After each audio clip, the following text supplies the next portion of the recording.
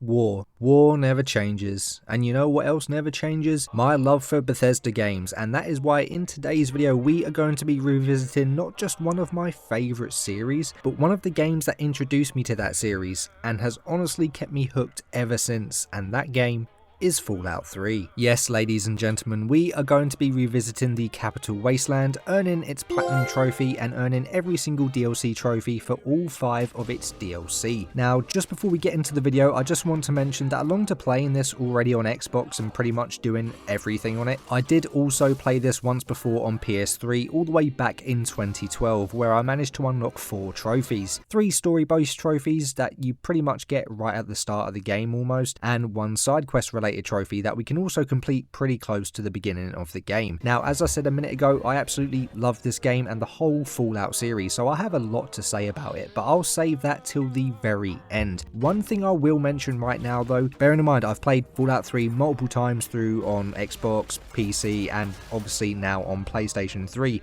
and this has by far been the worst performance I've seen out of the lot of them. Now, it doesn't happen straight off the bat, but the further you progress, the more items you pick up. Even just standing there, pretty much everything you do in the game will increase the size of your save data. The bigger it is, the worse the game will begin to perform. It was really bad. I was sometimes looking at 7-minute plus long loading screens, constant freezing where I'd have to reboot the PS3. Certain areas after a certain point were just pretty much a no-go zone, because every time I went there the game would just have a field day with the performance, and often or not I would have to completely restart the PS3. Honestly, I can't tell you how many times this happened, but it was honestly more than anyone should ever have to go through. So yeah, just thought I'd mention it. Anyway, with all of that finally out of the way, let's get into the video. We begin the game as a baby and we find ourselves beginning our life in the safety of Vault 101, and here we get to name and create our soon-to-be hero of the Wasteland. After spending longer than I should have creating a character and realistically only having a different hairstyle to show for it, we find out that our mother had died giving birth and it was now just us and our dear old dad. We then resist the urge to break out of the vault as a baby and then allocate our special points. Now, special stands for strength, perception, endurance, charisma, intelligence, agility, and luck. And of course, the more points you have in one of these skills,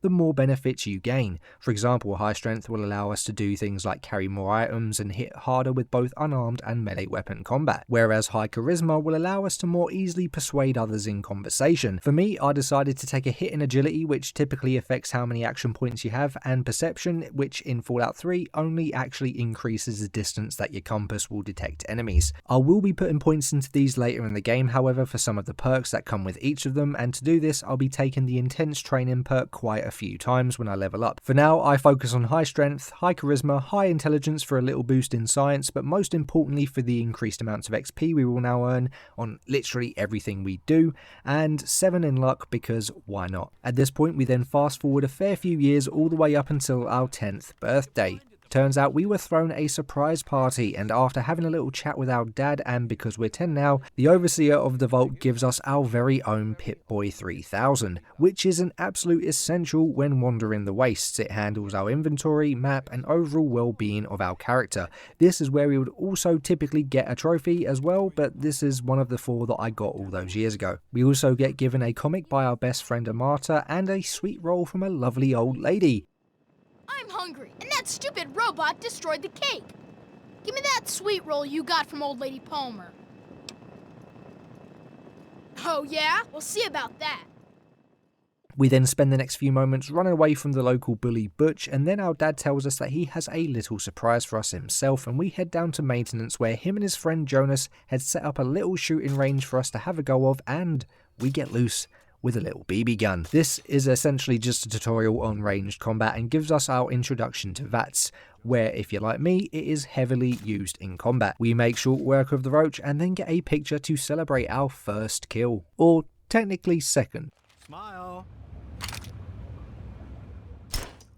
Fast forward 6 years and it's time for us to take the GOAT exam. In the lore, this assigns you a job in the vault. In the game, it will allow us to tag up to 3 different skills like medicine and lockpicking to give them a little boost at the start of the game. Before taking the exam though, I make sure to pick up the medicine bobblehead, which also just so happens to be one of the 2 missable bobbleheads out of the 20 total that we need to collect in the game. There is a bobblehead for each of the 7 special skills that will offer us a +1 to each, and the other 13 will instead provide a +10 to our general skills. And seeing as this is medicine and the medicine skill directly affects how effective healing items are, this is extremely handy to take early on, especially if you're taking on the challenge of completing the game on very hard. And in addition to the extra bonuses it gives to our stats, we also unlock a couple of trophies for collecting all 20 of them, so I'll be collecting them all as we progress through the game. Continuing on, we teach Butch a lesson for picking on a martyr and I show him my tunnel snake, then we sit the GOAT exam. Well, I try to, but you see 5 of the times that I tried, Mr. Broch just decided to get stage fright and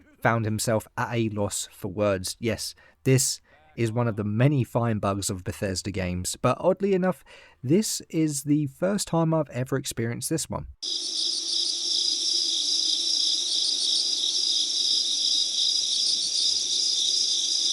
Eventually, we actually managed to sit the GOAT, get assigned to our dream job of being a Vault Loyalty Inspector, and then choose the skills I actually want. Oh, and we would typically get another trophy here, but I already have it. 3 years later, we are awoken one morning by a martyr that tells us our father has managed to leave the Vault, something which has never been done before, and because of that, her father, the Overseer, and the rest of security is on an absolute mad one, and they've already killed Jonas for helping our father escape, and now they wanted to have a go at us. And with that, we say our goodbyes to a martyr and start to make our escape, taking out all of the security guards and rad roaches in our way. Speaking of rad roaches, you gotta help me! My mom's trapped in there with the rad roaches!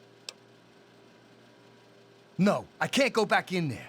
It's dark, and there's rad roaches. Yep, Butch's mum is being attacked by roaches and it was up to us to save her. We show his mum how a real tunnel snake can move and Butch thanks us and gives us his tunnel snake's jacket. Continuing on, we find the Overseer, obtain the key to his terminal and head through his emergency tunnel to the vault entrance where we once again say our goodbyes to a martyr and finally escape.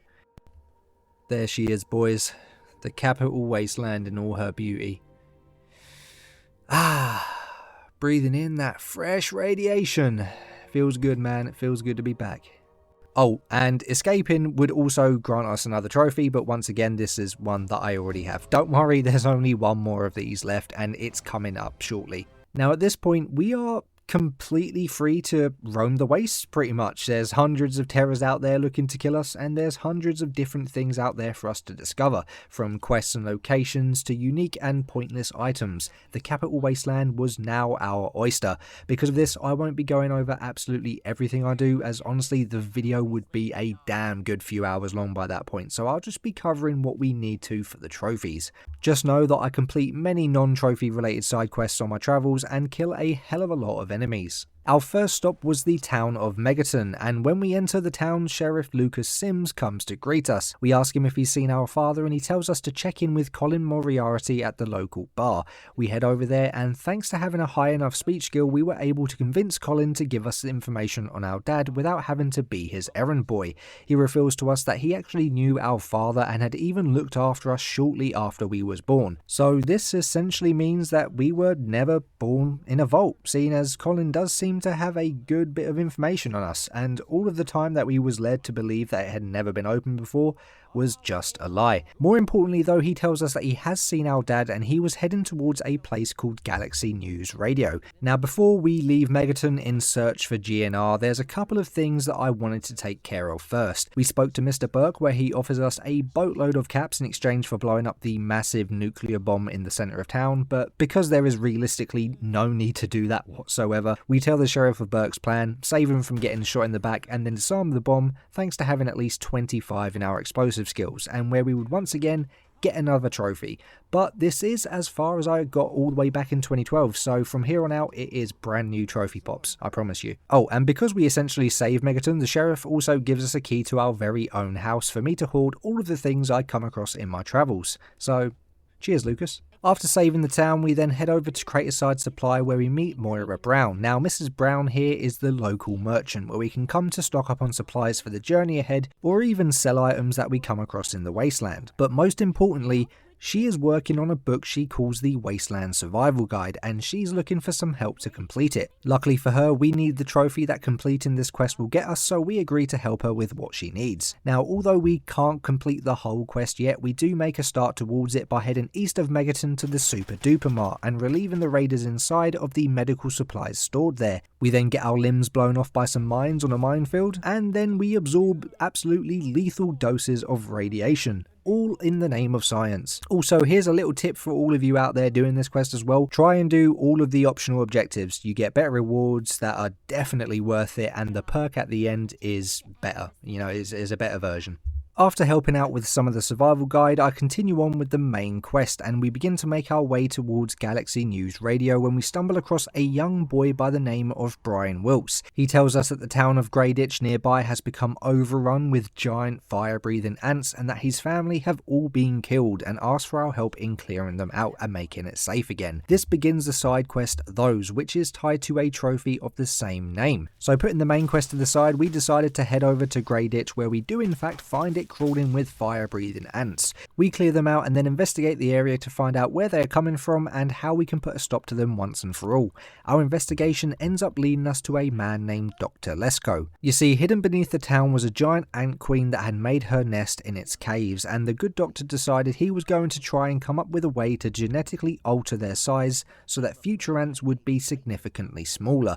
The issue is, this mutagen he developed instead gave them the ability to spew fire and become more aggressive, coincidentally causing them to surface and killing the town of Greyditch. He asks us to help him fix this mistake, but also help him to continue his research by placing a device near his terminal located near the Ant Queen that will allow him to remotely alter the mutagen and fix what he's done. We agree to help, and after fighting through some of the ants and placing the device for Lesko, he thanks us and gives us the Antmite perk that increases our overall strength. However, this wasn't the end of the quest just yet. Now we had to find somewhere for young Brian to live, and for that we needed to head to Rivet City to find his auntie, but that was some distance away, so we told him to stay put in Greyditch for the time being. Continuing on towards Galaxy News Radio, we find ourselves stumbling across Sentinel Lions and her group of power armoured up soldiers.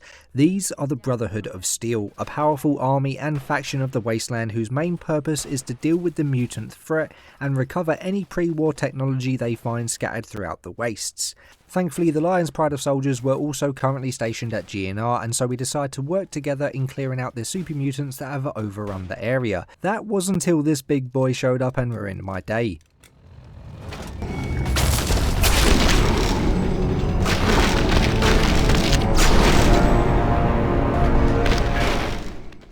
This is a super mutant behemoth, and there are a total of 5 of these that we need to find and kill in order to get another trophy.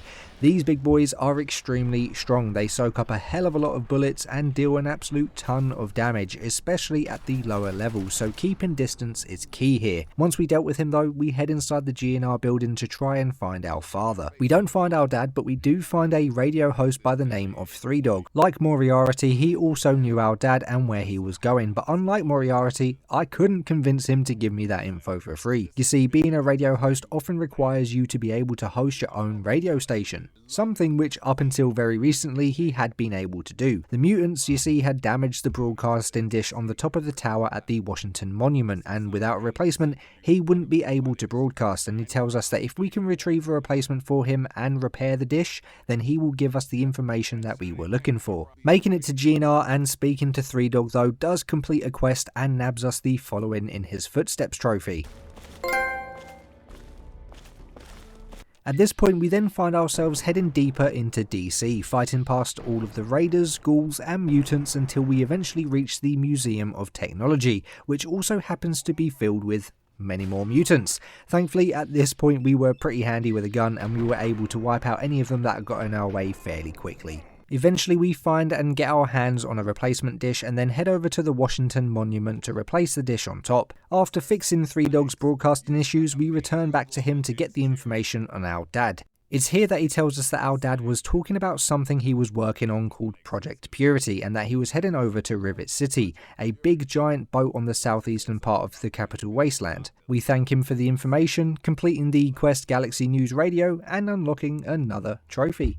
I can't even tell you the love I'm getting. At this point we then head straight over to Rivet City, and honestly I didn't run into much, if any, trouble while getting there. The roads were actually really clear for the most part, and usually this is not the case. Once there though, we head straight for the science labs to find Dr. Lee. Once there, Lee reveals to us that our father was in fact at Rivet City not too long ago, however had since headed towards their old lab in order to continue work on this Project Purity. Before heading over to the lab though, much like Megaton, there was a couple of things that I wanted to take care of first. First we spoke to Mr. Zimmerman, who had travelled to DC from the Commonwealth to track down a runaway android. He asked us to assist him in tracking it down, with it being somewhere in Rivet City, and so we set off on our search for clues as to where and who this android is. I also set out to find the young boy Brian's auntie Vera Weatherly, and luckily she owns a local hotel, so she was pretty easy to find and was more than happy to take in Brian. So with the good news, we head back over to Greyditch to find Brian and tell him that he no longer has to sleep next to the corpses of his parents, finally completing the Those quest and unlocking another trophy. Now back to searching for that android. While searching around Rivet City, we end up discovering a few logs left by the android that reveal he had found a doctor in Rivet City capable of facial reconstruction surgery, and that this doctor could be found in a flooded, supposedly abandoned section of the ship. So we head over there to see if we can find him. After making it past the Mirelurks, we do end up finding the doctor and we ask him about the android, and to our surprise he's actually very forthcoming with the information. Usually we have to convince them or just straight up kill them for it, but no, he was very happy to give it to us. And he even lets us access his terminal to download the proof. He confirms that the android underwent facial reconstruction surgery as well as was injected with completely new memories which replaced his old ones, causing him to forget about his past life as an android, in which he now calls himself Harkness. Now Harkness just so happens to be the chief of security here at Rivet City, but rather than turn him into Zimmerman, I decided that I'm going to get one of my favourite weapons in the game and present what we have to Harkness. At first he didn't really want to accept what we were saying. After all, almost everything about the way he looks, feels, thinks, and even down to his ability to bleed would make anyone assume that they are a human. But after showing him the evidence and using the recall code that came along with it, we were able to unlock his memories of being an android, and at this point he's willing to accept that he is in fact an android and that he just wanted to be free of the Commonwealth. We tell him that his secret is safe with us, and as a thank you he gives us his unique A321's plasma rifle, which is a fairly strong weapon and one of my favourite ones in the game. And on top of getting one of my favourite weapons, we also unlock another trophy for completing the Replicated Man quest. This also gave us enough XP to reach level 8, and because we had up until this point anyway been a very much for the people type of person, we had good karma which managed to nab us the Protector trophy. Now just before completing the quest I did make a manual save, and that's because there are another 2 trophies up for grabs for reaching level 8 with both neutral and bad karma. The easiest way to lower karma in this game is to just straight up rob and murder civilians, and so that's what we proceeded to do, and within minutes we unlocked the Reaver trophy for reaching level 8 with bad karma, and the Mercenary trophy for reaching level 8 with neutral karma. Now there are a total of 9 more trophies up for grabs in regards to level and our karma, and these can be grabbed at level 14, 20 and 30, so I'll be doing the same thing at those levels as well, just a hell of a lot quicker and easier than playing through the whole game another 2 times. At this point I decided to continue on with the main quest and head over to our dad's old lab located at the Jefferson War Memorial, but judging by the amount of super mutants that we had to fight our way through, it was obvious there was no way in hell he was still here, and we were correct. He had left us a note though telling us that he had made his way over to a place called Vault 112 in search for something he called the Garden of Eden Creation Kit, or GEC for short, that will allow him to finish his work on Project Purity. While making our way over to this vault I once again got sidetracked and found myself passing through Megaton, and while here I spoke to a woman that I'd forgot to speak to earlier called Lucy West. She tells us that she has a family living out in a place called Urifu, however however is unable to go and see them at the minute, but asks us if we can deliver a letter to them. We agree and head towards the town. Once there, we find a man on guard named Evan King. He tells us to quickly get inside of the town as they have been suffering from a lot of attacks from a group he calls the family and is expecting them to come back again shortly. He then asks us to check in on the rest of the townspeople as he can't leave his posts, and so we agree. Thankfully, for the most part, everyone was safe and sound. However, Lucy West's family, not so much. You see, someone had murdered her parents and seemingly kidnapped her brother. What's even weirder is that the bodies had no signs of cuts or gunshots, and instead we find puncture wounds on their neck. Pretty damn weird, right? We then tell Evan about the West family being dead, and he seems convinced that it must have happened during the attack the family had launched the night before. We tell him we'll get to the bottom of the mystery and also deal with this mysterious family. Our investigation took us east to the tunnels of an underground metro station, and inside we find the group known as the family. Now, they aren't immediately hostile, and as we can't go around handing out justice without the evidence to back it up, we head inside and talk to them. We find their leader Vance and asked him whether he knows anything about the attacks on Erifu as well as the location of Lucy's brother Ian. He doesn't deny that they are behind the attacks and also tells us that Ian is in fact with the family, but that he came here of his own accord and that they are actually trying to help him get over an incident that had occurred recently. You see, this family basically read too many vampire comics and decided that they wanted to be just like them, and so now stick to consuming blood for sustenance. And it is revealed that Ian was in fact responsible for the death of his parents, as his thirst for blood became too much essentially. Each to their own, I guess, but we needed that trophy for completing the quest, and so we convince Vance to let us speak to Ian. We give him the letter from his sister and we convince him to give up the life of a vampire and return to Erifu, which he agrees. We also convince Vance to instead work with and defend the town of Erifu in exchange for blood packs. Everyone wins at this point, and we return to Evan to let him know the good news, completing the quest and unlocking the Blood Ties trophy. To some kind of agreement. Continuing on with some more side quests, I decided to turn my focus back onto the Wasteland Survival Guide. I'm not going to go into a tremendous amount of detail here, but I will brush over everything we had left to do. First, we broke some limbs in the name of science. Then we placed a device in a Mirelurk nest at the Anchorage War Memorial to allow Moira to observe and study the Mirelurks more closely. We then learned the history of Rivet City to give people an idea of how communities were and still are being created after the war. We fought through and reprogrammed an entire Robco robot facility, all thanks to a little device that we planted on the mainframe, and we also downloaded the entire card catalogue of books at a local library with the goal of preserving history. Doing all of this though finally allows her to complete and publish the Wasteland Survival Guide, and she even gives us the very first copy. This of course completes the quest, and we unlock another trophy. Now, with another side quest and trophy out of the way, I decided now was a good time to get back to finding dear old dad.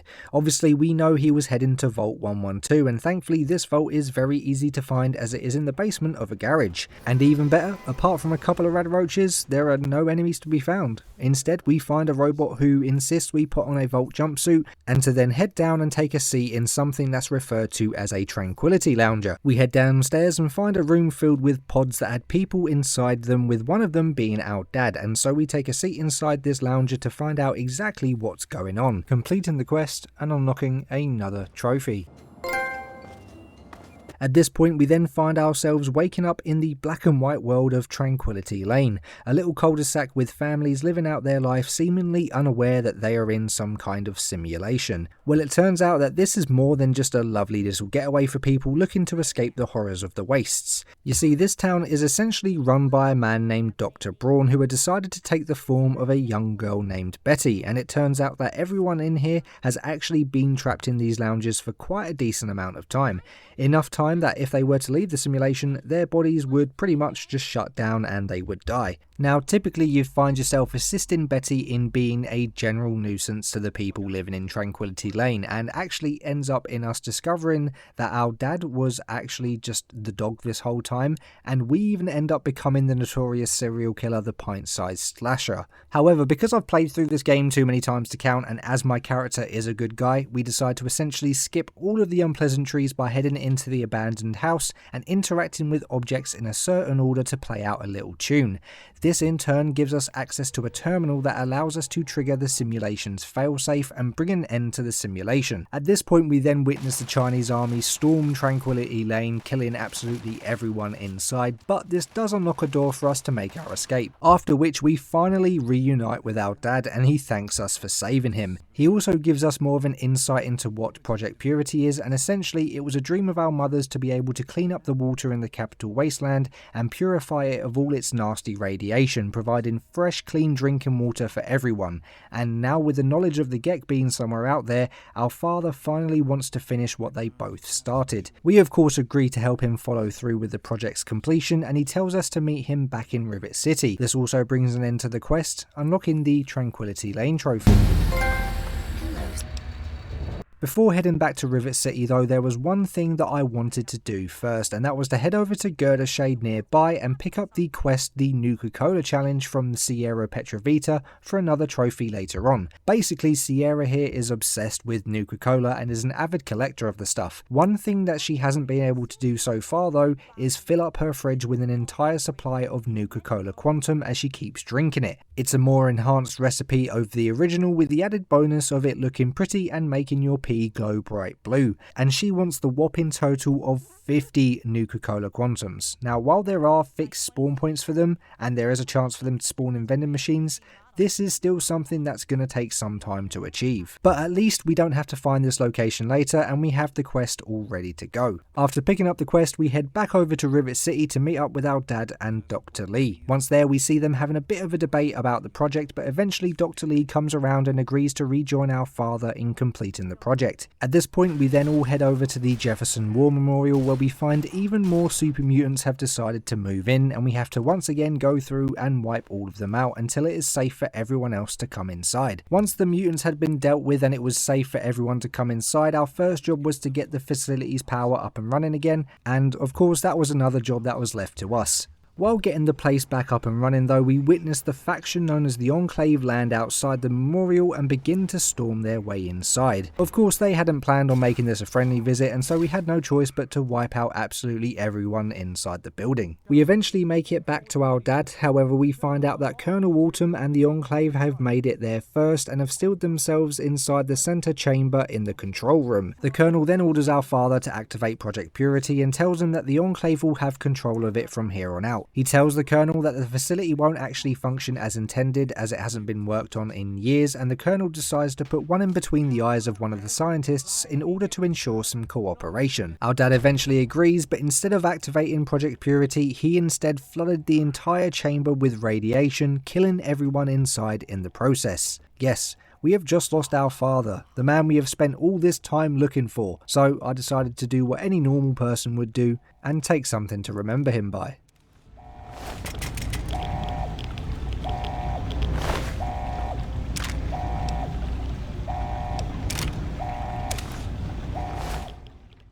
At this point we regroup with Dr. Lee and the other survivors and head through the memorial's underground maintenance tunnels until we reach the Brotherhood of Steel headquarters called the Citadel, in hopes of being able to get help from them. Of course the tunnels are absolutely filled with both ghouls and Enclave that we then spend the next 10 minutes fighting through while trying to keep everyone else alive. Thankfully we succeed and eventually find ourselves heading inside the Citadel, at which point the Waters of Life quest ends and we unlock another trophy.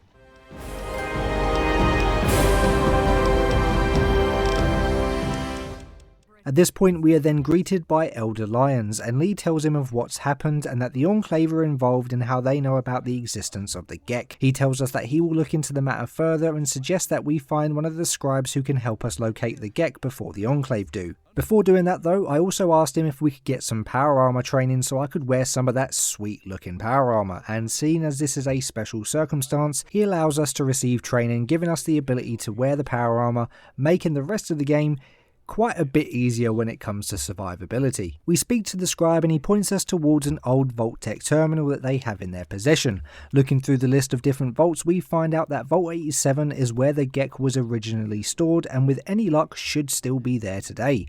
And so with the new information at hand, we take our leave and head for the vault. On the way there though, I decided to get a few more side quests out of the way first. The first quest was the Big Trouble in Big Town quest, and that had us helping a place called Big Town save some of its inhabitants from some pretty unfriendly super mutants that had managed to take them during their previous attack. And after saving them, we then teach the town how to repair robots they find laying around and how to program them to protect Big Town. At the end of the day, a Sentry Bottle 2 will have no issue mowing down a ton of super mutants, whereas these guys would still have absolutely no hope even with guns. This does complete the quest though, and we get another trophy. That's great. What do you have in mind? The next quest I took on was the strictly business quest that we could pick up from a guard at a place called Paradise Falls. Now Paradise Falls is basically the capital wasteland's home of the slavers, and that of course means for this job we're going to be doing just that. Now as my character is a good guy, I did make a save before starting the quest just so I can revert back to my previous save after I finished it, so I don't have a ton of bad karma, I don't lose access to the best vendor in Rivet City, and I don't have a hell of a lot more enemies to deal with in the long run. So our job was simple. We needed to use explosive collars and a device known as the Mesmatron in order to enslave 4 very sought after targets. Thankfully this is rather quite easy to do, and as long as you're sneaky you can enslave all 4 targets without drawing any unnecessary attention. Once we have everyone strapped up and enslaved, we return back to Paradise Falls, let them know of our success, finishing the quest and unlocking the trophy strictly business. At this point we then reload my previous save and head over to a place called Little Lamplight where we will be able to find the entrance to Vault 87 and get the GECK. Now Little Lamplight is a society completely run by kids that have seemingly done pretty well in protecting themselves for all these years. The thing is they have a strict no adult policy, and that goes for everyone including the kids that live there. Once you hit 16 you're out that door I'm afraid. Now I do have the child at heart perk which I could use to convince the mayor of the town McCready to let me in. Doing that though would mean missing out on a quest and a trophy. Now we find out that the slavers over at Paradise Falls had actually taken and enslaved some of the kids, and so we tell McCready that we will go and rescue them in exchange for access through Little Lamplight, to which he agrees. We then head back over to Paradise Falls, sweet talk our way past the guards and find the kids locked in a cage. After speaking to a kid named Squirrel, he tells us that we must get him connected to a computer terminal in the camp that will allow him to disable the bomb collars and open up the gates. And after doing so, we then convince one of the ladies in the camp to distract the slaver guard in the cages by showing him a good time. While most of the kids were more than happy at this point to escape, Penny didn't want to leave without helping a friend that she made at the camp called Rory. Thankfully this was relatively easy. I just stole a key from the leader Eulogy Jones and then released Rory from something they called the box. As he wasn't a kid though, the rest was up to him, so good luck my friend. After helping Rory escape the box though, Penny agrees to leave, and after meeting back up with the kids outside, they thank us for saving them and return to Little Lamplight, completing the quest and unlocking another trophy.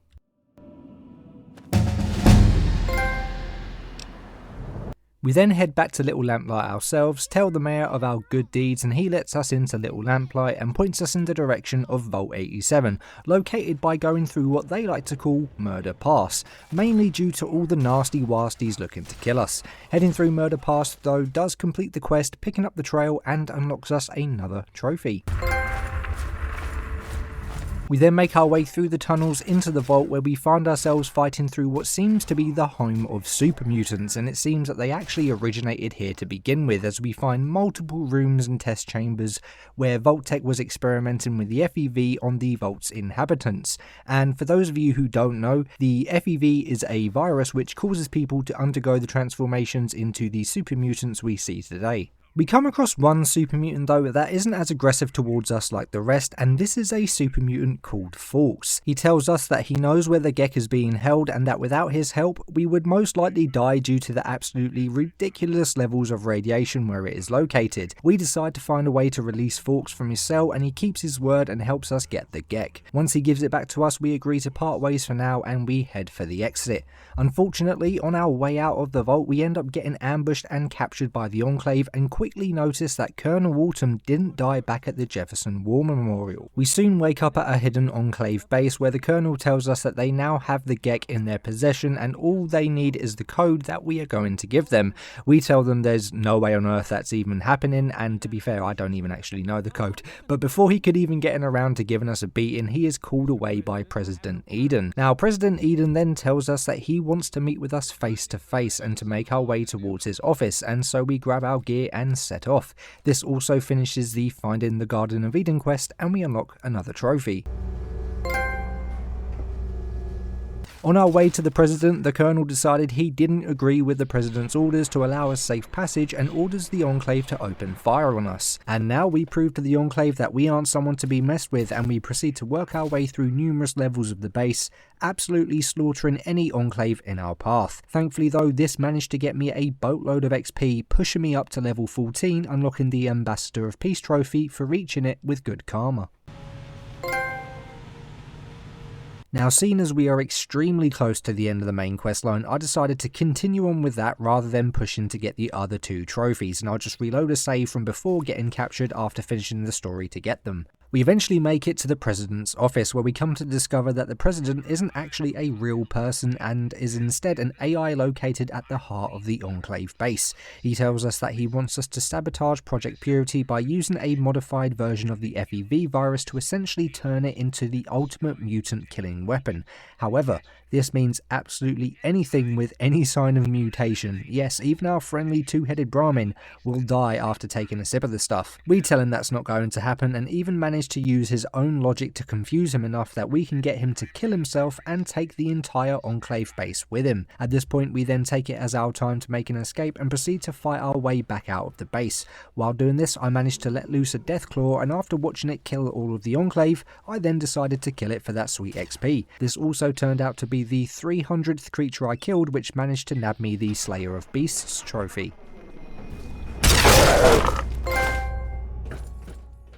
We eventually escape the Enclave base and find out that everyone's friendly super mutant Forks had followed us in an attempt to save us, and although he offers to travel with us, I instead just take him back to my house in Megaton and leave him there just so he doesn't get in my way.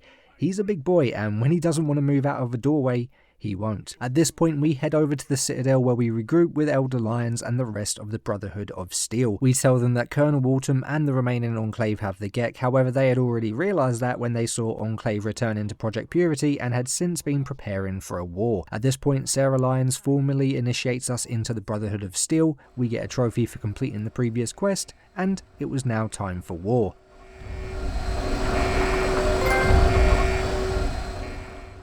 So, along with the Brotherhood of Steel and their secret weapon known as Liberty Prime, we launch an attack on the Enclave and fight our way through them until we reach the Memorial. Once in the Memorial, we eventually come face to face with Colonel Autumn. However, we didn't come here for a chat and quickly dispatch of him and all of his buddies. Now, unfortunately, the Colonel had already started the process and it couldn't be reversed, meaning this was a now or never situation in getting Project Purity up and running. The issue is, activating Project Purity will release a massive wave of radiation, likely to kill anyone inside its control chamber. Lions doesn't want to do it, so we take one for the team, head inside and put the code in ourselves. This of course does release a massive wave of radiation and we eventually pass out and seemingly die because of it.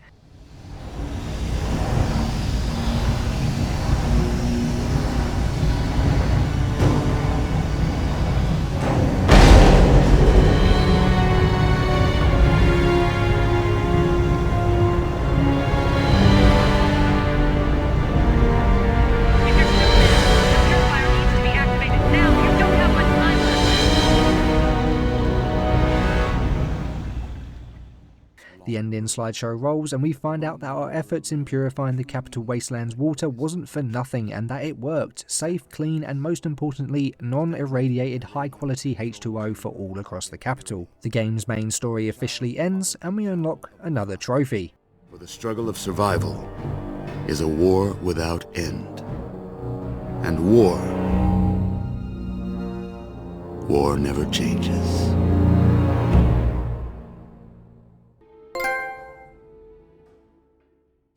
We then find ourselves waking up 2 weeks later and discover that the Brotherhood had managed to save us. However, Sarah had also been injured during the project's activation, although she is on the road to recovery. This, however, marks the start of the Broken Steel DLC, and I plan on leaving all of the DLC until I've done everything I need to in the base game. The first plan of action was to reload a save and get the remaining 2 level 14 morale trophies. Now, seeing as I was going to have to lower my karma in order to get them, I decided to pick up a quest that would nab us a little bit of bad karma, and that was the quest You Gotta Shoot Him in the Head. For this quest, a man named Mr. Crowley asked us to take out a few targets and obtain their keys with a bonus payment for each for shooting them in the head. Now, there's not much to talk about with this quest. We simply made our way to each location, took out each of the targets and obtained their keys, eventually returning them to Mr. Crowley, completing the quest and earning another trophy. Run along, I have a trip to plan. And after about 10 minutes of killing some innocents later, we unlock the remaining 2 level 14 karma trophies.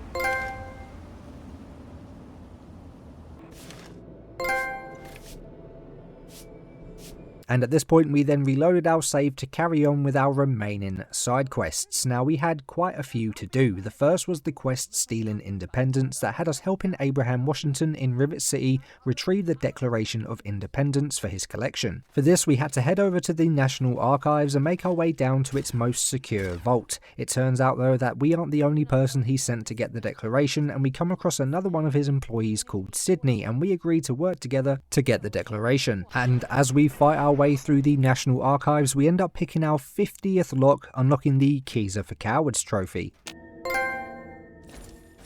We eventually make it down into the Archives secure vault and manage to convince Button Gwinnett, the robot guard, that we are actually President Thomas Jefferson, and to our surprise he actually believes it, giving us access to the Declaration and allowing us to return it back to Abraham for a nice reward, but more importantly, another trophy. We then headed down to the southern section of the wasteland to find a massive hotel known as Tenpenny Tower. Upon arriving, we find that a ghoul called Roy Phillips is trying to convince the guards to let him and his other ghoul buddies in. However, Tenpenny has a strict no zombie policy, so unfortunately he gets turned away.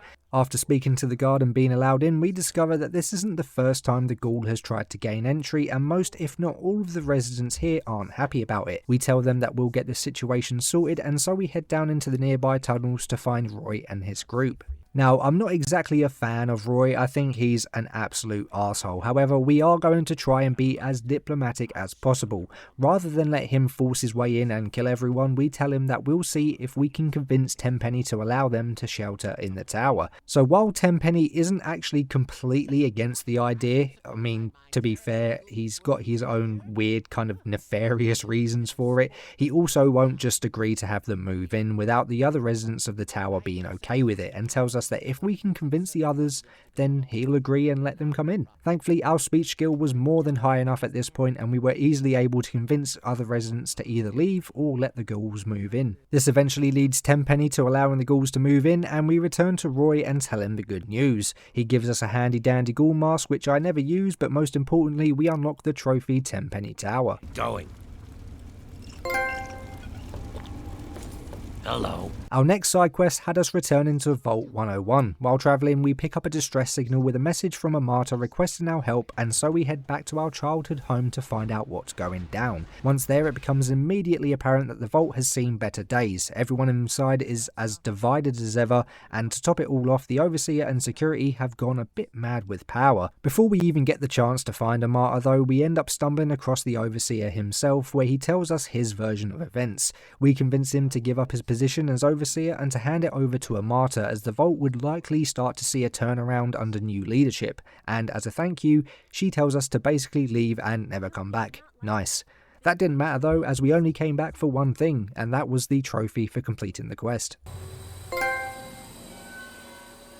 The next side quest on the list was Riley's Rangers. We begin by heading to the settlement known as the Underworld, where we find a very injured woman named Riley that they had managed to save. We ask the doctor to wake Riley up for us, and once she's up on her feet, she tells us that she was injured by a massive group of super mutants while trying to find a way to exfiltrate a team off of the roof of the local Statesman Hotel. So we tell her to rest up while we go to rescue her team. At this point, we then make our way over to and through the hotel, taking out all of the super mutants in our path until we reach Riley's team. Once we do, we help them repair the elevator on the roof and get them back to their base. Doing so completes the quest and nabs us another trophy. 4. The next quest we took on was Agatha's Song, and this had us helping an old woman by the name of Agatha recover an extremely rare Stradivarius violin in order to allow her to continue playing her music for the wandering traders to the best of her ability, which they also consider as a form of payment in exchange for supplies to keep her going. Like with a lot of rare pre-war relics, this was another one that could be found inside of a vault, Vault 92 to be specific. Very much like nearly every other vault we've been to, we push our way through to the sound testing labs, laying waste to all of the nasty Mirelurks and other muties that have decided to call it home. We eventually get our hands on the violin and return it to Agatha, completing the quest and unlocking another trophy. At this point I decided to start making my way over to the next quest, and on the way I made sure to stop off at the Republic of Dave so I could pick up one of the bubble heads that I needed to collect. At this point this was my 10th one. We were officially halfway through the collection, and as a reward we get the Yes I Play with Dolls trophy. Getting back to the side quests, the next one we tackled was called Head of State, and this quest had us helping a group of runaway slaves find some place safe to hunker down and call home, and their plan was to move into the Lincoln Memorial. Trouble is, the memorial was surrounded with super mutants, and to top it off, a group of slavers that was sent in search for this very same group we're helping just so happened to decide the memorial was a good spot as well. But that didn't stop us, and we proceeded to clear out all of the super mutants and slavers, and yeah, it was officially safe. We head back and tell the group that it's safe to move in, and after waiting over a week in game, they finally made it to the memorial and we were able to complete the quest and pop the trophy. I then found myself heading to the complete opposite side of the map in search for a location called Oasis. Now Oasis is perhaps one of the most unique locations in the wasteland, immediately noticeable by the fact that there is an abundance of fresh healthy grass and trees and is tended to by a little community of druids. Once there we end up finding a man named Tree Father Birch, and he tells us that someone he just point blank refuses to refer to by name, foretold of our arrival and actually told the community to allow us access into their little slice of paradise. This very same person also wants to meet us, but we aren't allowed to meet with him with all of the impurities we've carried in with us from the wasteland, and so we must drink some kind of special sap that is supposed to purify our mind and body. Whether it did that or not we will never know, but it did get us high as a kite, and we were then able to speak with this mysterious person. Turns out though that this mysterious man they kept referring to actually turned out to be a tree called Harold. Now there's actually a lot more to Harold than you might imagine, but that's not something I'm going to explain in this video, as it actually goes a lot deeper than you would think. Just know that Harold never used to be a tree, and that a series of unfortunate events led to him being where he is today, and he's been here for a very long time. He tells us that he does in fact have some kind of connection with nature and essentially is responsible for what Oasis is today. However, he is in a hell of a lot of pain and asks us to help him finally get the rest he's been wanting for so long, something that the other tree minders essentially refuse to do. Before making our decision to help him though, we decide to have a word with the druids to see what they have to say about it, and it seems they are pretty split on the subject. In terms of killing him, that's definitely a no-no in their books, but what they can't agree on is whether to slow down his progression or speed it up. We tell them that we will consider all possible solutions going forward and then make our way into the caves below until we reach Harold's heart. Once there, it was time to make the decision. Do we put Harold out of his misery? Unfortunately, that's not a decision for me to make, so we were left with one of two other choices: slow down his growth or speed it up. I decide that for the greater good in getting the capital wasteland back to being a more hospitable place, and with the hope of it soon being filled with trees and other plants capable of cleaning up the radiation, we apply the ointment to speed up Harold's growth. We then return back to Oasis and speak to the man himself, and he was actually quite understanding of the fact we didn't want to take his life, and actually tells us he's changed his mind about wanting to die and that we've actually helped him find a new purpose in his very long life. I consider this a job well done. He's happy, the other tree minders are happy, and we're happy because completing the quest gets us another trophy.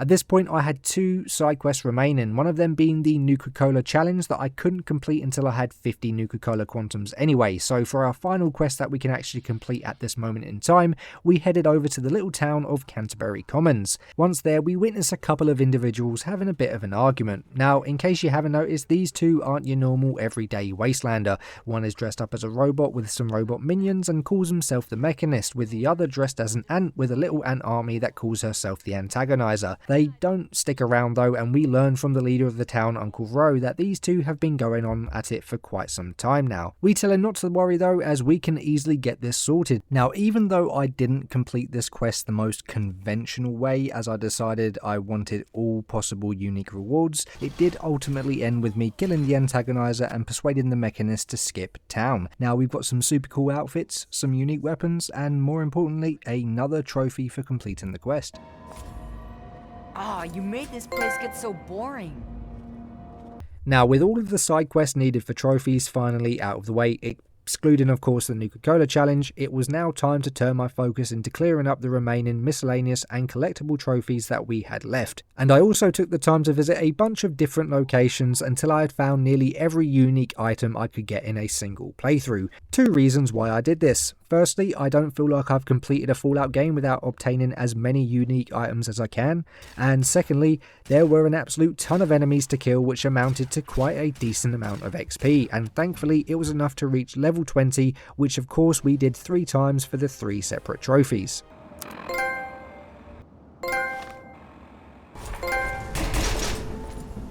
While scouring the waste for uniques, I also picked up all of the remaining bobbleheads that I was missing, and finding our 20th and final bobblehead nabs us the Vault-Tec CEO trophy.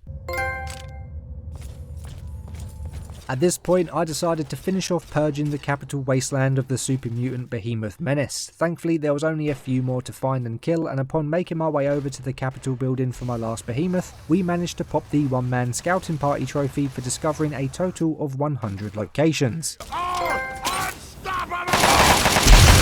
And then of course we fought our way inside the building and laid waste to the behemoths trapped within. Killing our final one though does nab us the Bigger They Are trophy.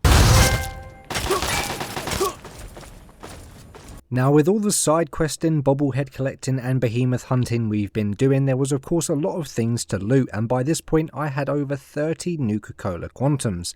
You know what this means? It means trophy time. We head over to Girdershade and turned in all 30 of the Nuka-Cola Quantums to Sierra. She finally gets to fill up her fridge, and I finally get my hands on the Nuka-Cola Challenge trophy. And we also get the recipe for the Nuka-Cola Quantum Grenade needed for another trophy that we'll be getting shortly. Now all that was left were some odd miscellaneous trophies, with the first one that I decided to tackle being the Silver Tongue Devil trophy for winning a total of 50 speech challenges. Now throughout all of my travels in the wasteland, I somehow still hadn't reached 50 yet, and I'll be honest, that's mainly due to the fact that I was just unlucky and failed a lot of the speech checks that had popped up. Even with an 85% chance of succeeding, I'd often fail. My fault really, I should have focused getting my speech up to 100 much earlier on in the game. I did find a very easy way to get this trophy though, and that's by heading over to Little Lamplight and speaking with one of the kids. Now this kid here thinks she's a bit of a joker, and subsequently we can ask her to tell us a joke. Even though it's completely cheesy, we can lie and say it was hilarious. This counts as a successful speech check, and the best part is it's repeatable, so for the sake of saving just a little bit of time, I used this to get the remaining 11 that I needed in order to get the trophy. I then travelled around the wasteland, visiting multiple locations I hadn't gone through and cleared yet, with my main goal of finding terminals to hack. Thankfully I was only missing a few by this point, and it really didn't take too long to find and hack our 50th one, unlocking the Data Miner trophy. For the next trophy, it was extremely easy. All I had to do was reverse pickpocket an explosive onto an enemy and watch them blow up. Doing so nets us the Psychotic Prankster trophy. Where? Found you.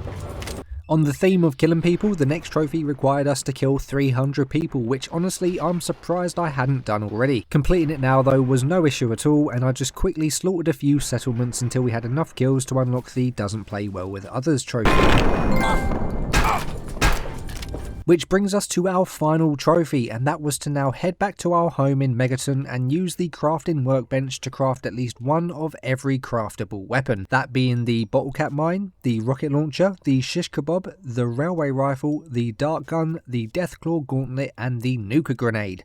Luckily I had kept an eye out for all of the materials I needed while out doing everything else, and a few minutes later we crafted our final weapon, unlocking the weaponsmith trophy, and of course finally getting our hands on that lovely platinum trophy.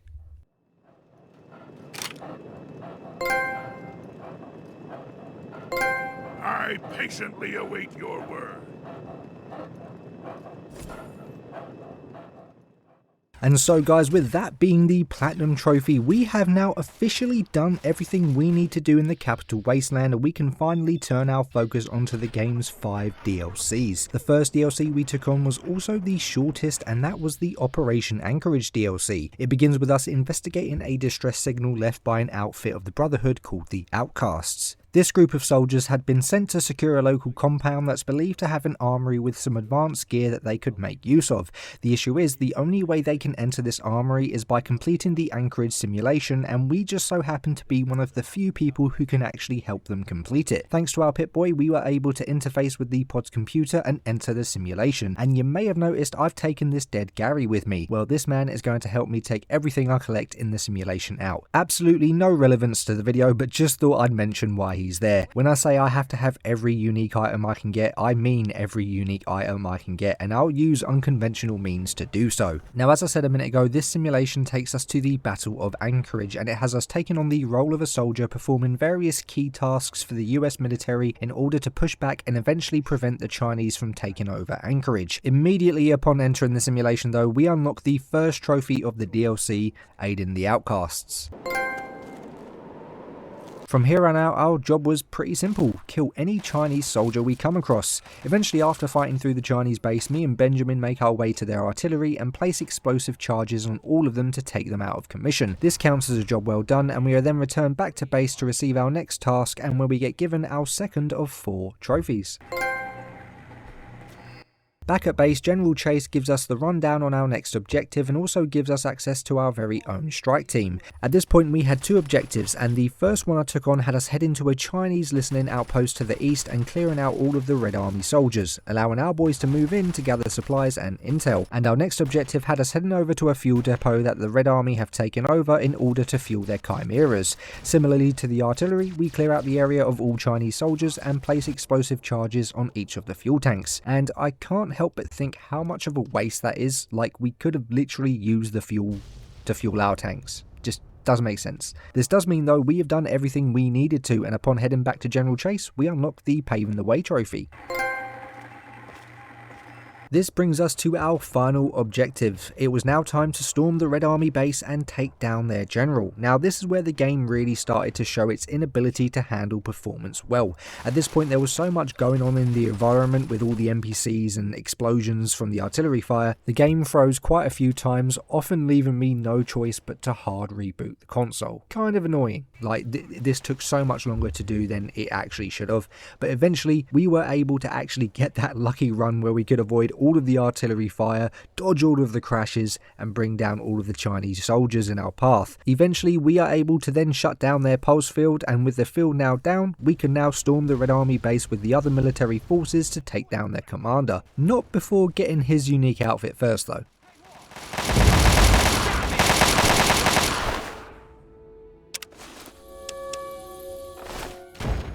After a not so quick wardrobe change, actually if I'm going to be honest, it took me about 40 minutes to get his outfit, we eventually take down the Chinese general, forcing the surviving Red Army soldiers to either retreat or surrender, and General Chase congratulates us on a job well done. The simulation ends, I transfer all of my items out of the simulation, and once back in the real world we discover that completing the simulation has successfully granted the Outcasts access to the armory, and as a thank you they let us keep some of the gear we find inside, including the best set of power armor in the game. This does mean though we have completed the Operation Anchorage DLC, and we get our final trophy of the DLC for doing so. With our first DLC out of the way, it was now time to start the second, with that being the Pitt. Now the Pitt is actually quite unique. It's a place led by raiders turned slavers and built by the slaves. However, it is one of the only locations as far as we know of that actually has a working steel mill and ironworks. Regardless of that though, we know that slavers aren't exactly the nicest kind of people, and well, I don't think anyone voluntarily wants to be a slave. Now we end up meeting a man called Werner who tells us that he wants to bring a stop to all of the slavery slavery in the pit and wants to obtain the cure from its slave masters to help stop a plague that's running rampant throughout the city, and we agree to help him do so. We then head over to a nearby tunnel, get our hands on a slave outfit and disguise ourselves as a slave in order to gain entrance to the pit. We eventually make our way into Pittsburgh, and after dealing with some raiders who thought they could get the jump on us, Werner tells us that he will find somewhere to wait for our return. Until then, he wants us to head inside the slaver-run steel mill and find a woman by the name of Medea in order to get things started. We then take out some of the locals and make our way across a completely mine-filled bridge, eventually making it to the other side and meeting some of the pit's guards. Unfortunately, we aren't able to avoid the absolute beating coming our way, but we do unlock our first trophy of the DLC for officially making it into the pit. Oh, hey! Look at this, fellas. Now our search for Medea is over pretty quickly, as our first objective is actually to find her to get our first job. We eventually find Medea and she tells us that she is currently working on a plan to get us into the leader of the pit, Asher's palace, but as she still needs a bit of time to prepare, she tasks us with just spending some time blending in as to not get a good hiding from the guards. This has us heading into the nearby steel yard in search for some steel ingots. Now at this moment in time we only need to collect 10, but there is a trophy that requires us to collect all 100 of them, so seeing as we are in the steel yard and it saves us from having to come back through the area later, I decided to go through and collect all of them now. Of course, I used a guide to make this as easy as possible, but don't let that fool you into thinking that this was a quick process. Collecting all of them will take you a good hour or so regardless. You have to make your way to each of them, as well as killing many of the local trogs and raiders that decide to show up. Of course, we missed a few the first time around, which led me to having to rewatch the entire guide to find which ones I missed, but eventually we find and return all 100, getting some unique weapons and armor as a reward, as well as nabbing us another trophy. After finishing a hard day's work, I decided to head back to meet up with Medea, where we find the leader of the pit, Asher, giving the workers a speech offering freedom. The catch is though that only one person gets the chance and they have to survive a few rounds in the pit's arena first. Now, seeing as we had literally just been rewarded with some of the best gear the pit has to offer, it was safe to say that this was a very unfair matchup. Thankfully, this took all of about 5 minutes to get through. We get a few more unique items out of it, as well as the unsafe working conditions trophy. Now, due to the recent show we put on in the arena, Asher wanted to meet with us, and so we headed straight over to him. Once there, he predictably congratulates us on our performance, and he also tells us that Werner used to be one of his top lieutenants and that he's aware what he has sent us here for, but that this cure that Werner is after isn't the type of cure that sets slaves free. Before he can tell us any more though, Asher gets called away to deal with the pit slaves that have decided to rebel and attack the palace. We decide to search around for this cure and discover that the cure is actually a baby named Marie. Now, Marie is quite unique, as she was born with the immunity to the radiation and diseases that is running rampant throughout the pit, and as her mother is a scientist, she and Asher have been working towards creating a cure for the non-immune. We also discover, thanks to some messages in Asher's safe that he recorded to give to his daughter, that Asher really does have good intentions for the pit. He does truly want to cure the disease afflicting the pit's inhabitants, and while he doesn't deny he has had to forcefully take people in and turn them into slaves, he does say that he believes it's the only way of getting the work that's needed done, restoring the pit and making a secure settlement for the future, and that once they get to a stage where the disease has stopped and once the settlement is in a much better position, he honestly does plan on freeing everyone. Now, although slavery is bad, I actually believe Asher and his group to be the only people that can lead the pit back into greatness. While not necessarily the right way to do things, they do keep order and they do make sure the pit is consistently being worked on. Not only that, but Asher and his wife seem to be the only people in this whole place really capable of creating a cure and doing so without harming the baby. All of this will be backed up shortly. So from this point we decide to leave the baby with her parents, and while avoiding all of the fighting going on around us, we make our way over to Medea to get Werner's location. She tells us that Werner is hiding out in the steel yard, and when we get there we tell Werner that this whole thing has gone too far and convince him to leave the pit and never return, to which he says, But you know what? Fuck this city, and fuck the raiders, fuck the slaves, and fuck you too, fucker. I'm gone. Now, I don't know about you, but that doesn't seem like someone who was truly dedicated to saving the pit.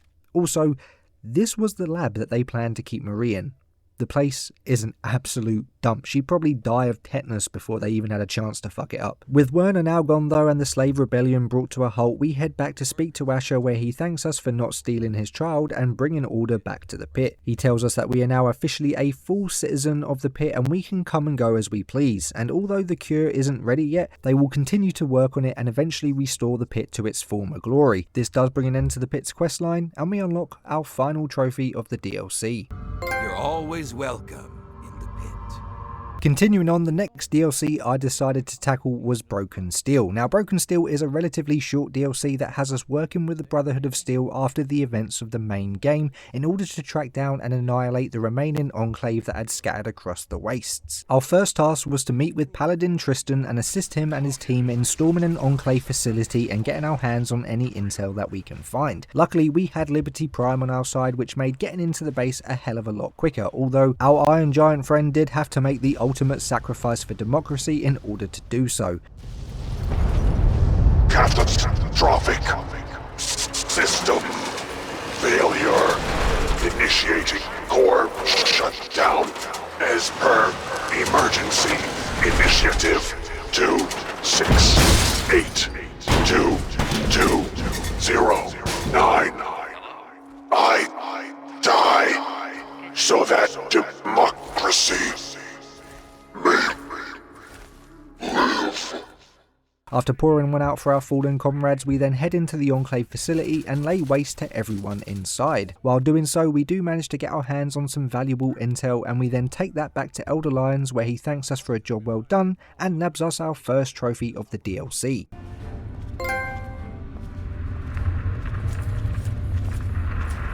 Now, the intel we just gathered actually pointed us towards a project that the Enclave had been working on. This just so happened to be some advanced type of Tesla coil, and turns out they had it stashed away nearby at Old Olney Paperworks.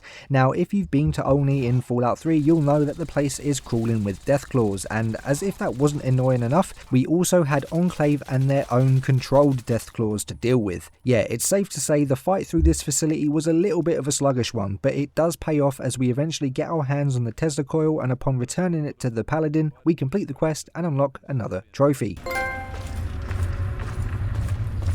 This brings us on to the final quest of the DLC, and that was to head over to an old Air Force base that the Enclave had decided to set up shop in and finish them off once and for all. Something really cool in regards to this quest though is that we actually have to make our way to the presidential metro and use that to be able to reach the base. It may sound silly, but I think seeing something like that working after a nuclear apocalypse is just really cool.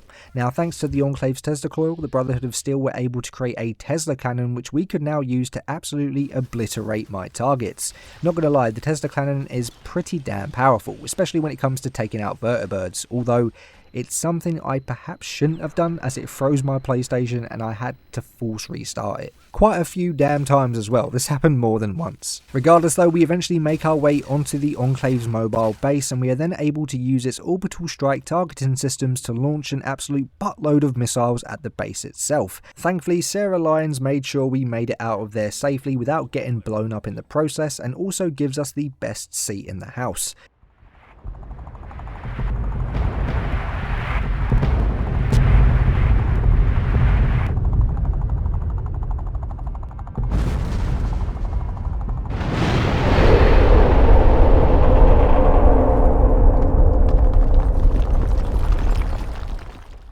We then head back to the Citadel and tell Elder Lyons of our success. He once again thanks us for being pretty much the best member of the Brotherhood of Steel, and we nab another trophy for finishing the DLC's questline. Now here's where the story gets sketchy.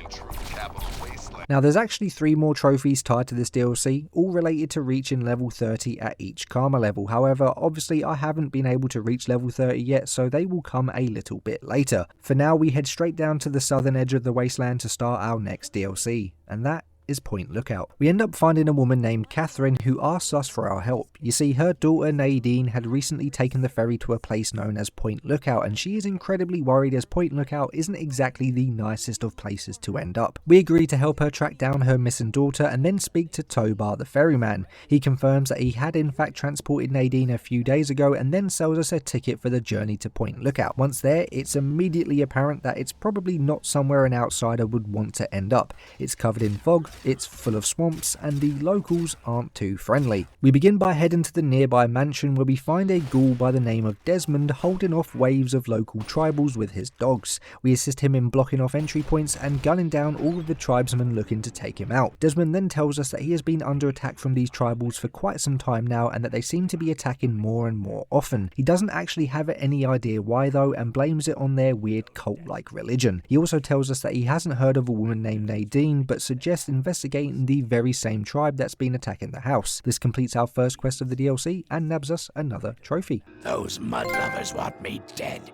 and haven't extended the common fucking courtesy of telling me why. We head up to this nearby tribe and speak to the locals. They're not hostile at first, however they also won't let us in without taking part in their ritual of transcendence. This involves us heading down into the swamp in search of the sacred bog and its sacred punga fruit. Now getting through the bog and to the punga fruit was relatively straightforward, with the only thing really standing in our way being some of the local swamp lurks. Once getting our hands on the punga fruit though, we are then sprayed with some kind of chemical from the plant which causes us to absolutely trip balls.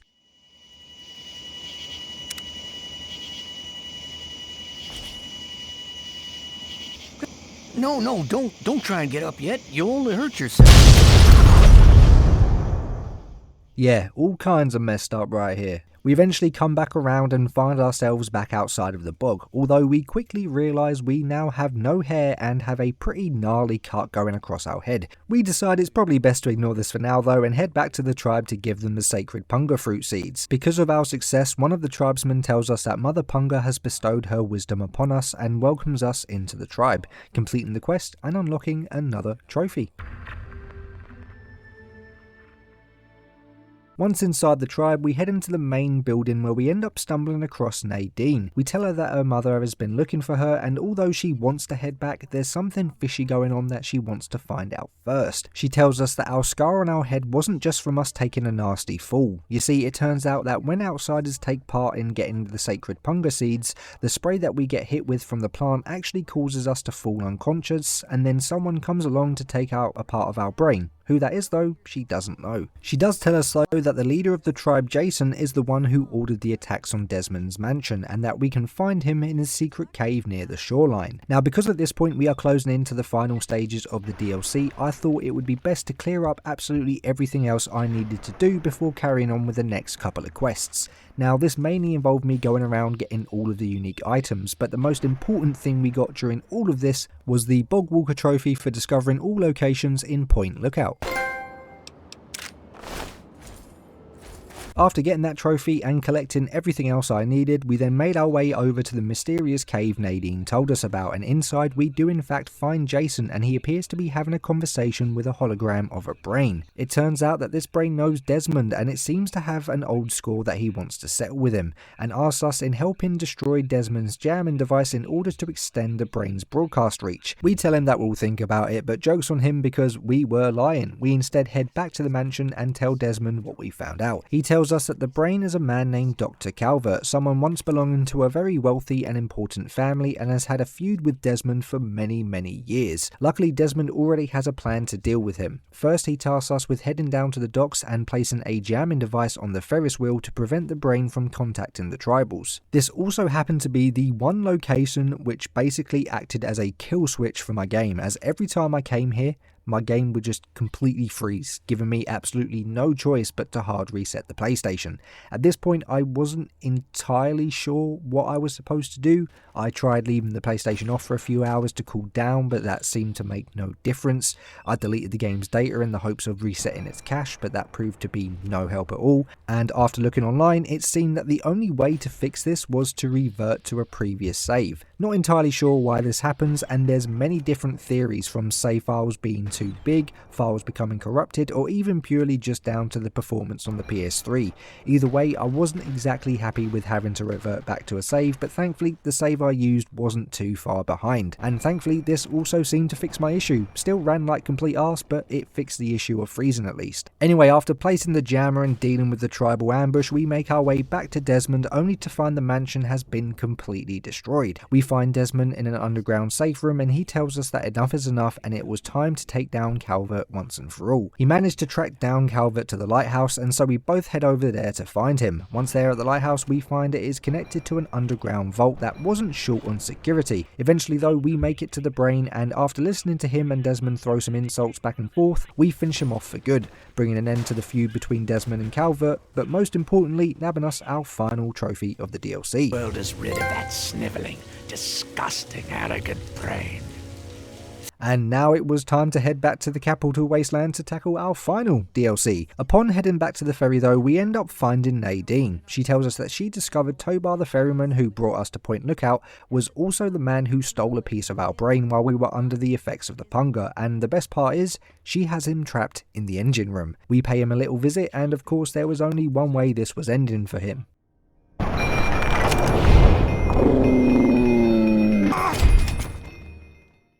Okay, now with that we are now actually officially done with the Point Lookout DLC, which of course means it's time to take on our final DLC, Mothership Zeta. The DLC begins with us checking out a weird transmission that we picked up on our Pip-Boy radio, which ends up leading us to a crashed alien spaceship.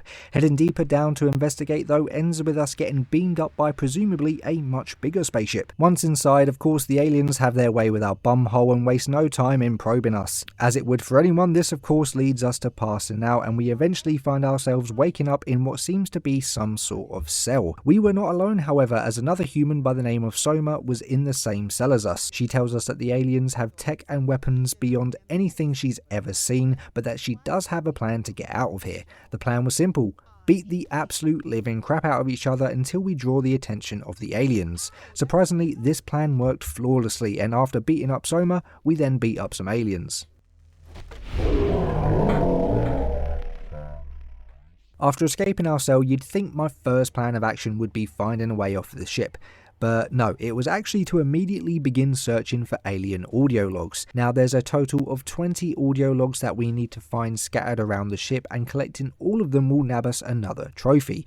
The issue is that a decent amount of these logs become unobtainable as you progress through the DLC, and as a lot of them blend in with their surroundings, missing a few of them can be quite easily done. So just know, as I make my way through Mothership Zeta, I will be taking my time to collect all of them. Continuing on with our escape though, we end up stumbling across and saving another prisoner, a young girl by the name of Sally. She confirms that we are in fact on a massive alien spaceship and tells us that because of her small size, she's actually been able to slip out of her cell and visit multiple different sections, however always winds up getting caught and taken back to the cell. We tell her to come along with us while we search for a way off the ship, and thankfully she agrees, because she came in clutch when it came to getting around locked doors, as most of the time she could just crawl through a little vent to the other side and open it up for us. As we progress through the ship, we of course spent a good amount of time fighting aliens, which of course nabbed us a decent amount of XP. Thankfully, this was enough for us to reach level 30 with good karma for another trophy. And then thanks to a perk that we could pick at level 30 where we could change our karma, we were also able to easily get the remaining 2 level trophies, which now means we have finally unlocked all trophies added with the Broken Steel DLC.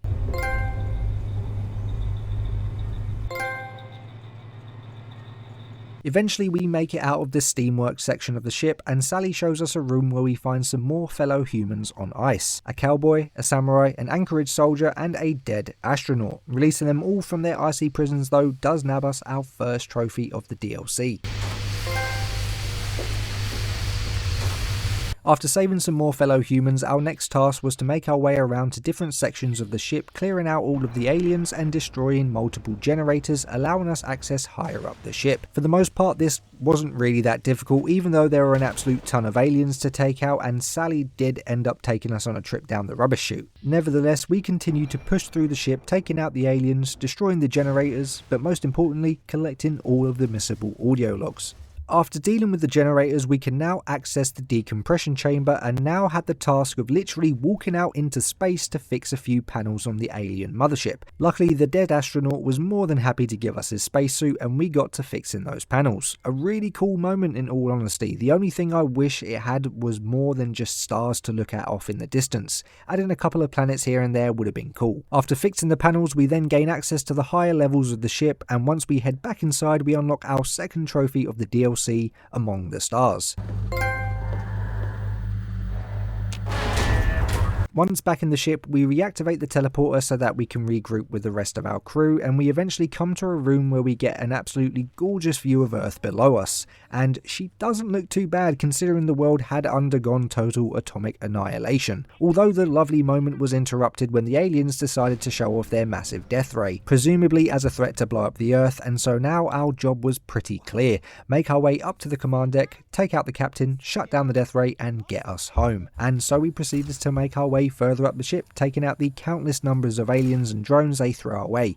I can't lie, this was a bit of a tough section to get through just due to the close quarters sections and the sheer amount of enemies that there are. Also, with the amount that there was going on, especially with the explosive damage that the drone cannons do, I expected the performance to absolutely shit itself here, but it actually ran pretty damn smoothly. The best part is that this section of the ship also contains our very last audio log, and after clearing out all of the aliens, I eventually found our 20th log, nabbing us the Alien Archivist trophy.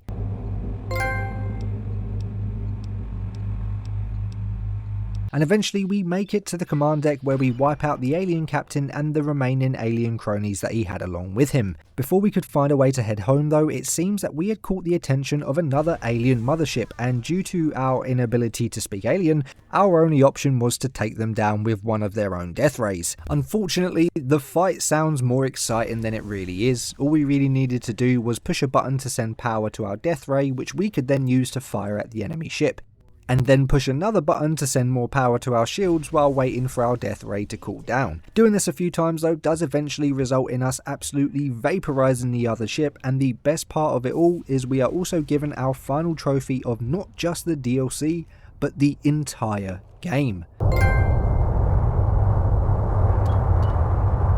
At this point, we had now done absolutely everything that we had set out to do in Fallout 3 and its DLC. And so all that was left to do was say goodbye to our crew, head home taking all of our newly acquired gear with us to store away and never use again, and get some well-earned rest. And that, ladies and gentlemen, of course means we have fully platinumed and 100% completed Fallout 3's trophy list, and so now I would like to share my thoughts on the experience as a whole. So as I said in the beginning of the video, the Fallout series is perhaps one of my favourite series of games out there, but Fallout 3 specifically has a special place in my heart.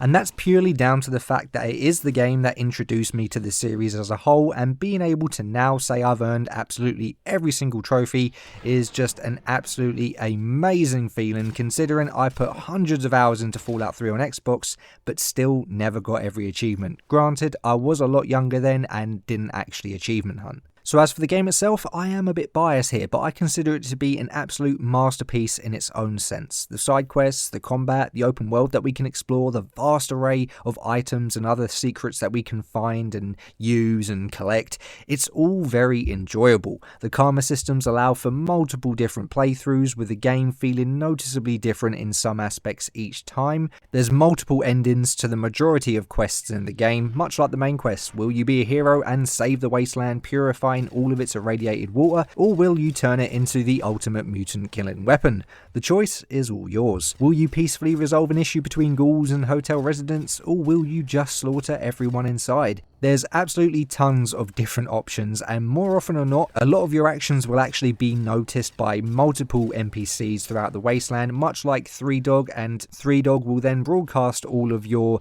recent antics to everyone listening to GNR. The DLC is also absolutely spectacular, from the new locations to new enemies and new storylines. It's all very enjoyable and a fantastic addition to the game. The Pitt still has to be my favourite DLC out of all of them though, but Point Lookout is a very close second. The only real negative I have with the game itself is that the main quest feels kind of lackluster. It feels very rushed towards the end. You spend a decent amount of time searching for your dad, only for him to die a couple of quests later, and then for the game to finish a few quests after that. I personally feel like if they were going to kill him off so quickly, they could have done much more with the quests after that. I suppose that is where Broken Steel comes in, but even then, you only get 3, maybe 4 new quests at a push, and that just consists of wiping out the Enclave. Now, my biggest issue that I had while going through this game has to be in regards to its performance. I've played Fallout 3 on Xbox, I've played it on PC, and I've finished it multiple times on each, but out of all 3, my PlayStation 3 playthrough is by far the worst performance of Fallout 3 I've ever experienced. Now at first it was fine. Didn't really run into too many issues, with the only real one being stuck trying to take the GOAT exam at the beginning of the game, but as I progressed further and further, the performance began to dip and dip and dip. Loading screens would often take upwards of 5, some even 10 minutes. A lot more of the combat became very slow and framey, with a lot of the time resulting in me having to hard reboot my PlayStation because it would just cause the system to freeze entirely. And a lot of areas also just became absolute no-go zones out of fear that it was going to freeze. Honestly, it wasn't a fun time. So for anyone out there looking to play through Fallout 3 for the first time, if you're not too bothered about getting trophies specifically, then I'd say play it on Xbox or even better on PC, although you will not get achievements on Steam because they don't have an achievement list for Steam's version of Fallout 3 for some unknown reason. But those two are 100% going to offer you the best performance and should prevent you from having to hard reboot your system constantly. Saying that though, I was playing the Game of the Year disc edition of the game, which is apparently known for having worse performance than owning the vanilla game and buying the DLC digitally. But that would be something that you guys would have to let me know down in the comments. Is that the case, or is that just complete and utter bollocks? But anyway guys, with all of that being said, this does bring us to the end of the video. Absolutely loved playing through this game again, and I hope you guys enjoyed the video. If you did, then make sure to hit that like button and share this video around. It shows your support, and your support is always appreciated on the channel. If you want to stay up to date for when the next Fallout video is going to drop, it may not be the next one or the one after that, but it is coming soon. I've already finished New Vegas. I've already finished Fallout 4 actually. It's just a matter of getting around to actually making the videos. But if you want to stay up to date for them and you want to know when they come out, make sure to hit that subscribe button and turn notifications on. Anyway guys, I'll finally let you go. I've taken up more than enough of your time today. Thank you for watching. I hope you all have an amazing day, and I'll see you all in the next video.